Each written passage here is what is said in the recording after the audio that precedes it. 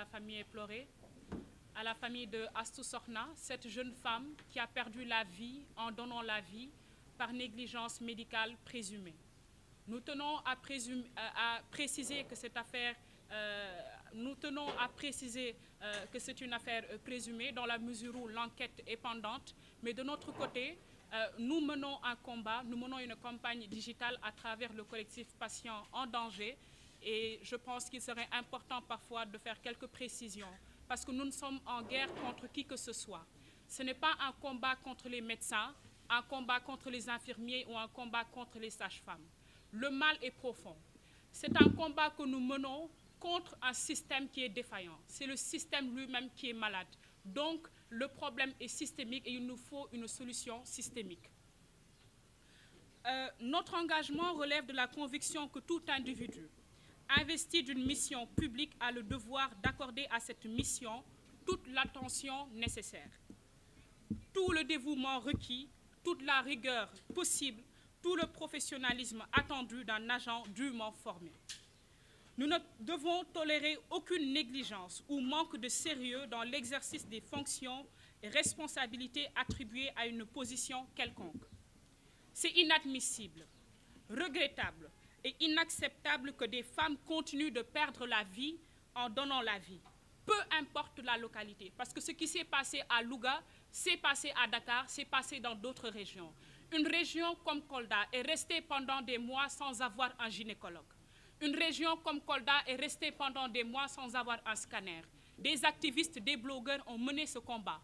Donc, très souvent, c'est des mots auxquels aujourd'hui la société fait face et des personnes, des citoyens actifs qui se sont engagés auprès de cette communauté se dressent pour mener ces combats. Et c'est la raison pour laquelle nous avons mis en place ce collectif dénommé Patients en danger. Et la campagne est menée sur les réseaux sociaux à travers 2 hashtags, Patients en danger, justice pour Astou. Et donc, l'affaire Astou Sokhna n'est qu'un prétexte, mais l'affaire est pratiquement constatée par tous les Sénégalais. Aujourd'hui, quand on a lancé la campagne et que les gens sont venus vers nous pour témoigner des situations qu'elles ont subies dans le milieu hospitalier, nous étions tous choqués. Parfois, nous nous demandions est-ce que réellement nous étions dans le même pays que ces personnes qui ont témoigné. J'ai à ma gauche Yaman Ndiaye qui reviendra sans doute sur son histoire. Alors, nous exigeons tout simplement que lumière soit faite dans cette affaire. Il y a eu des cas similaires qui se sont passés. Malheureusement, des procédures sont déclenchées, mais les responsabilités ne sont pas situées. Il n'y a jamais de coupable. Cette fois-ci, c'est des citoyens qui se sont engagés dans cette affaire et nous irons jusqu'au bout. Quitte à ce que nous trouvions un pôle d'avocats pour la famille de Astou Sokhna, parce qu'il est important de sanctionner pour qu'une prochaine fois, de telles choses ne se passent plus dans ce pays. C'est au Sénégal qu'on voit des individus aller à l'hôpital, ils ne savent même pas à qui s'adresser. Au Sénégal, parfois, vous arrivez à l'hôpital, on vous demande de payer un ticket. Parfois, on ne sait même pas où acheter un ticket. Des gens font le tour des hôpitaux après un accident de la route.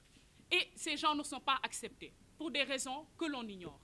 À mon avis, c'est une situation déplorable et ce n'est pas un combat que nous menons contre le ministère de la Santé ou contre les médecins. Nous avons besoin d'eux, nous avons besoin de collaborer avec ces corps. Il revient tout de même à l'État, à travers sa mission régalienne, de nous garantir une sécurité sanitaire qui puisse être à la hauteur de nos attentes. À mon avis, nous sommes en 2022. Il est décevable que l'on arrive à quémander un scanner, que l'on arrive à quémander le minimum de services de la part de nos autorités sanitaires. Et enfin, nous attendons du ministère de la Santé et de l'Action sociale toute la diligence nécessaire pour renforcer les services d'accueil et d'urgence dans les établissements de santé, de dispenser les femmes en situation de grossesse des lourdeurs administratives nécessaires et financières de suivi et traitement de leur état de santé. Veiller à un suivi et contrôle strict de l'offre de services de santé dans toutes les structures accueillant les patients. Mettre à la disposition des établissements de santé, et notamment les maternités et les pédiatres, le matériel médical requis permettant aux agents de mener convenablement leur mission. Nous n'attendons pas de miracle de leur part s'ils ont le minimum de moyens matériels permettant d'offrir le plus élémentaire aux usagers. Et pour que nul n'en ignore, encore une fois, nous restons mobilisés jusqu'à l'extinction du soleil pour que cette affaire soit diligentée le plus rapidement possible. Nous sommes des patients en danger. Ces personnes à qui nous nous adressons sont des patients en danger. La santé elle-même est en danger. L'hôpital sénégalais est en danger et je pense que tous les Sénégalais sont en danger si nous ne trouvons pas des issues à cette affaire.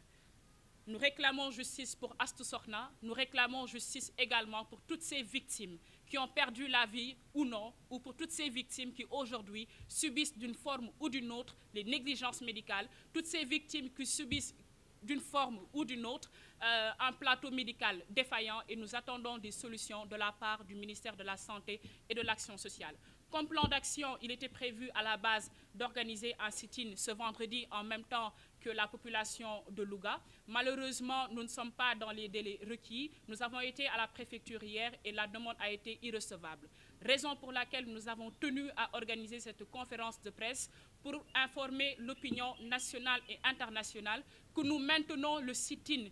le samedi prochain, 23 avril, et ça sera à la place de la Nation. Nous invitons les Sénégalais à venir avec nous, à mener ce combat qui est un combat d'humanité, un combat qui dépasse les personnes, c'est un combat de principe. Nous invitons également toutes les organisations de la société civile, les experts, les médecins, au sein même de notre collectif. Nous avons des médecins, nous avons des infirmiers, donc sachez que nous ne sommes pas seuls. La diaspora est invitée à mener le combat à travers une campagne digitale qui a démarré depuis 2 jours à travers des témoignages et à travers les 2 hashtags que je vous rappelle, justice pour Astou, patient en danger. Je vous remercie de votre aimable attention. sant ku ci nekk ci yéen gis nañ yéene bi ngeen am gannaaw bi ñu sosee li nga xamante ni moom mooy collectif patient en danger biñ ko collectif bi li ko indi mooy yéen ñëpp ñoo ko yëgandoo muy naqar ak tiis bi ñu am gannaaw bi ki ñuy dippee Astou Sokhna ñàkk bakkanam fële ca l'hôpital bi ñuy dippee Amadou Sahir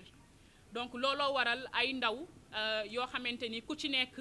jàpp nga ni war na am loo xamante ni war nga ko mën a def ci réew mi moo tax ñu dajaloo booloo créer collectif patient en danger collectif bi nag biñ ko sosee mën naa jàpp ni nekkul ni dañuy xeex ay médecins collectif bi xeexul benn infirmier collectif bi xeexul benn sage-femme ñun lu ñuy def defe naa ni pour jàmmi Sénégal la pour ñëpp la ndaxte li dal Astou Sokhna dal na ñeneen ak ñeneen bi ñu lancé campagne bi ci réseaux sociaux yi li ñu jot ci témoignage yéen ñiy presse bi li nga xamante ni def ngeen ko comme plateau rajo ku ci nekk témoignage yi nga xamante ni jot nañ ko defe naa ni ñëpp ci tiit ñëpp dañ doon jàpp ni ndax ñun sax ak ñii ñoo bokk réew mi ñu nekk ki nekk sama ndeyjoor muy Yaama Ndiaye defe naa ni dina ñëwaat ci li nga xamante ni moom la dund nekk fii nii ci suñu wet defe naa ni dina jël kàddu bu ci kanamee kon nag bi ñuy sosee lool ñu defoon benn plan d'action ñu ne dinañuy organiser benn sit-in defandoo ko ak manifestation bi nga xamante ni mi ngi xew fële ca Louga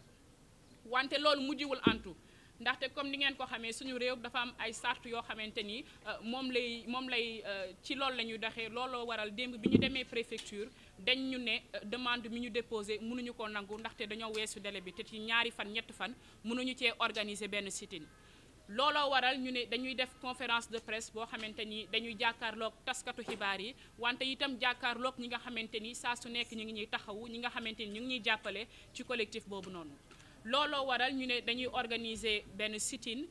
le 23 avril fële ca place de la Nation ñu ciy invité toutes les forces vives invité ci képp koo xamante ni rek Sénégal moo la soxal ndaxte ñi nekk ci groupe bi amul kenn koo xamante ni jël nga say particularité def ko en avant c'est des citoyens actifs yoo xamante ni ku ci nekk jël nga sa dërëm sa ñaar dërëm def ko ci collectif bi ku ci nekk jël nga sa xel ak sa xalaat def ko ci collectif bi am na ay médecins am na ay fajkat am na ay docteurs am na ñu ñuy xelal ku ci nekk yaa ngi ci groupe bi ngir mën a teg au devant le Sénégal xeexuñu ministère de la santé defe naa ni ñun li ñuy def pour ñoom la li ñuy def pour Sénégal njaay yëpp la ñu leen di fàttali ni am na campagne digitale boo xamante ni duñ koy def parce que sit-in bi ñuy organiser amaana ñi nekk bitim réew duñ ci mën a bokk looloo tax ñu def 2 hashtag justice pour Astou def beneen bi patient en danger ngir mën a permettre nit ñi ñu def ay témoignages parce que biñ ko sosee ba léegi te defe naa ni même bi affaire bi amee ba léegi naqar ak tiis pousse na nit ñi ku ci nekk di wax ni man de lu ni mel daj naa ko lu ni mel dund naa ko Sénégal moo nekk réew boo xamante ni di nga dem l'hôpital doo sax xam fan ngay jëndee ticket di nga dem hôpital doo xam kan ngay waxal yenn saa nga agsi li ñu lay njëkk a defal sax mooy perfusion te loolu boo ko ci amee sax sant yàlla donc li ñuy def ce n'est pas un combat contre les infirmiers fi ñu toll nii ay médecins ñu ngi en grève pour 3 jours ca lañ jëm donc defe naa ni ñun combat bi ñuy mëne aussi c'est pour eux démb bi ñuy toog dama ne ni que day baax sax yenn saa yi ñuy combat yoo xamante ni parce que le salaire de ce personnel est pratiquement très faible donc ñun combat yi ñuy mëne loolu lépp dañ ko cee dugal kon ñun askan wi lañ fi nekkal xeexuñu kenn te defe naa ni ku ci nekk bu dee Sénégal rek la ñor war nga mën a ànd ak collectif patient en danger ngir ñu mën a saafara lu ñu mel léegi nag ay cas yu ñu mel daan na am bu ñu déclenché procédure amaana duñu xam fan la mujj mi féete defe naa ni il appartient aux Sénégalais en droit à l'information day baax lu ñu mel ay nit bu ñu jógee xeex ci presse bi wax ci au plan national et international day baax ñu mën a jël matuwaay yi mat ba bu ñu déclenché procédure bi fële ca yoon ñu mën a am droit à l'information ñu mën a wax askan wi ne ñu fii ak fii la toll ñu situer responsabilité yi ne diw ak diw yow yaa tooñ ndaxte sanction bu amul ki tooñ duñ ko mën a jubbanti te day baax ki tooñ ki nga xamante ni moo def erreur ñu jubbanti ko ëllëg keneen du ko defati wala ëllëg dinañ ci bàyyi xel bu baax balaa ñu koy defati kon ñuy fàttali ni ministère de la santé seen wareef la état wareefam la tey pour mu garantir ñu wér-gu-yaram bi war bu ñu doolelee économie dooleel agriculture te nit ñi amuñu wér-gu-yaram bi war defe naa ni dina jafe loolu ñu atteindre suñuy objectif looloo waroon daje bi di leen inviter massivement suñu marche suñu sit-in bi nga xamante ni dina am le 23 avril ñuy njortu ni kilifa yi dinañ ñu jox autorisation bu ñuy permettre ñu def manifestation boobu noonu ñu ciy woo sénégalais yëpp di leen jaajëfal bu baax yéen taskatu xibaar yi